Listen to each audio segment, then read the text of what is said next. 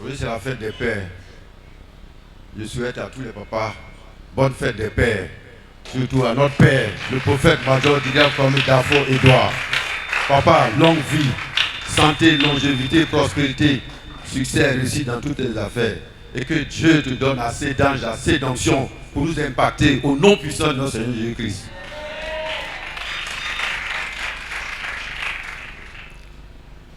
Les frères et sœurs, ce matin, j'ai été surpris si on me donne le micro à cette heure.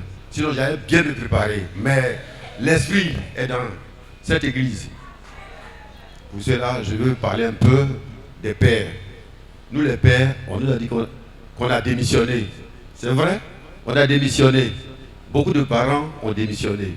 Quand je vois des enfants qui font des mauvaises choses dans la rue, je vois des enfants qui s'en vont faire des trucs pour avoir l'argent rapidement, et les pères et les mères ne disent rien.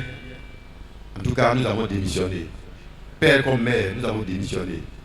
Nous devons éduquer nos enfants selon la loi de Dieu. Chacun a son église. Mais ici, là, ce qu'on nous apprend là, c'est plus profond qu'ailleurs. Parce que là, c'est le vrai enseignement que le Père nous donne. Et ça nous permet d'éduquer nos enfants. On ne doit pas laisser nos enfants aller faire des mauvaises choses. Nous devons faire en sorte que nos enfants soient notre fierté.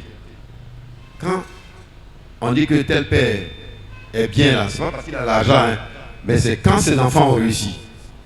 Et comment est-ce qu'un enfant, le père même démissionne?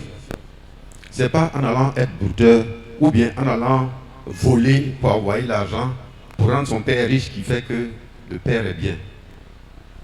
C'est selon l'éducation que le père donne à l'enfant. C'est ça qui fait la fierté. C'est ça qui fait que le père, on peut dire que le père est fier. Quand tu vois tes enfants qui ont réussi, c'est des gens qui ont suivi l'enseignement de Dieu, l'enseignement de Jésus-Christ. Là, tu ne peux pas voir un frère qui va aller tuer quelqu'un pour avoir l'argent et puis venir nourrir sa famille. Et papa ou maman est fier. Non. Cet argent-là, quand tu bouffes là, tu n'es pas à l'aise. Tu n'es pas à l'aise. Mais quand l'enfant travaille, tu l'as éduqué, tu l'as bien éduqué, et il travaille, et qu'il t'envoie de l'argent, quand toi-même tu bouffes, même si c'est un peu qu'il t'a donné là, ça te fait grandir. Ça fait que tu as la fierté. Tu te dis, oui, je n'ai pas mis cet enfant au monde pour rien. Maman aussi ne dit pas que je n'ai pas poussé pour rien. J'ai poussé pour quelque chose. Et c'est ça. Aujourd'hui, on voit beaucoup d'enfants qui traînent. On voit beaucoup d'enfants qui font des mauvaises choses. C'est nous-mêmes. Nous devons les éduquer. On ne doit pas baisser les bras. On ne doit pas baisser les bras. Parce qu'un enfant... Bon, je reviens un peu sur un proverbe que moi, mon père, fait à son âme, m'a donné. Il a dit, quand tu es un homme, d'abord étant enfant, on t'a mis au monde, tu as commencé à travailler. Tu as fréquenté, quand tu as eu tes diplômes, tu travailles. Mais quand tu travailles, mon père me dit, avant de pouvoir tout faire, il faut pouvoir marier ton père et ta mère. Mais ça m'a étonné, j'ai dit, mais bon, le vieux là, il parle de quoi même? Marier son père et sa mère, ça veut dire quoi? Si je pose la question, beaucoup vont... Ceux qui savent diront quelque chose, mais ceux qui ne savent pas, on dit, mais c'est quoi? Qu'est-ce qu'il veut dire? Et c'est comme ça. Quand on dit marie ton père et ta mère, là, ça veut dire beaucoup de choses. Parce que quand tu vas te marier et que tu vas avoir ta femme, d'abord avec la femme, c'est un autre foyer que tu vas constituer. Et quand avec la femme, on fait quoi?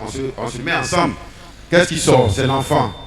Quand l'enfant a sorti là, ça devient un deuxième problème. Papa et maman qui ont souffert là, ils sont de l'autre côté. Hein. On ne s'occupe pas d'eux. Si tu n'as pas la chance d'avoir une bonne femme, tu es foutu. Parce que la femme dit il faut qu'on commence à préparer notre avenir. Hein. Mais le père et la mère qui t'ont accouché là, ils sont là, ils attendent quelque chose de toi. Voilà pourquoi mon père dit, marie ton père et ta mère. C'est-à-dire, faire quelque chose pour eux. Pour ne pas que demain, ils deviennent des sorciers et des sorcières. Parce que c'est là que commence la sorcellerie. La sorcellerie, là, c'est là que ça commence. Quand le père et la mère ont faim et qu'ils voient que leur enfant a réussi, ils ont tout fait, il a réussi, et que l'enfant ne s'occupe pas d'eux là. Si le père n'est pas religieux, enfin chrétien au moins, pardon, chrétien, s'il n'est pas chrétien, c'est fini, c'est pour commencer à maudire son enfant. À dire de moi, je suis son enfant. Maman aussi, pareil. Mais comment vous pensez qu'un enfant comme ça là, va avoir un bon foyer? Ne peut pas. Parce que tout ce qu'ils disent là, il n'y a rien de bénédiction sur leur enfant. Et c'est des problèmes qui commencent. On va d'église en église, on va de marabout en marabout, on va de ceci en ceci. Mais la solution est chez papa et maman. Si tu avais préparé quelque chose pour eux, qui leur donnait à manger, les deux ne vont même plus s'occuper de toi. Et ils feront que tu donnes la bénédiction pour que tout ce que tu fais marche, aille de l'avant. C'est là que j'ai compris ce que mon père voulait me dire. Parce une fois que tu t'es marié, hein, c'est fini. Hein. Si ta femme, toi et ta femme, vous ne vous comprenez pas, tu vas t'occuper des parents de la femme, tu vas t'occuper de la femme même. Mais ton père et ta mère, son mari souffre. Il ne peut pas t'apporter bonne chose. Tout ce qu'ils vont faire, si papa est mauvais, c'est sorcellerie qui va faire sur toi. Il va devenir sorcier.